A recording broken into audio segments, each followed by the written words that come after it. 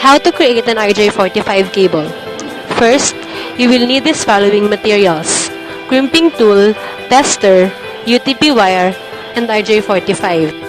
There are two ways in creating the RJ45, the straight through and the crossover.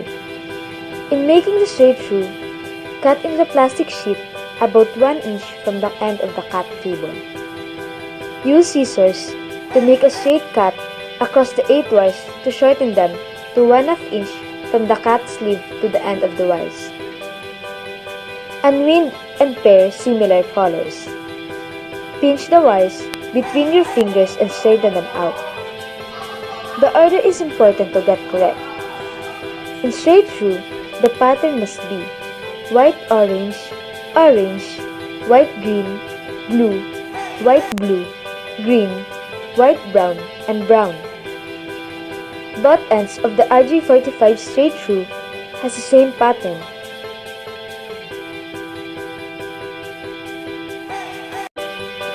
In making the RJ45 crossover, the process is just the same as the straight through. It just differs with the arrangement of wires on the first end of the cable.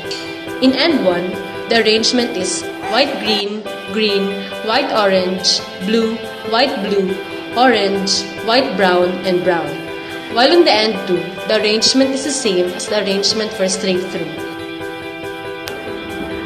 White-orange, orange, white-green, blue, white-blue, green, white-brown, and brown.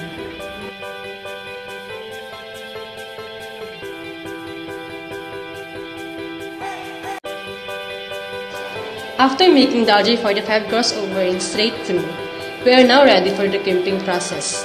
Use the crimping tool to crimp the RJ45 connector to the cable by pressing the jacket and cable into the connector so that the wedge at the bottom of the connector is pressed into the jacket. Use the cable tester to assure that the RJ45 connector is functioning.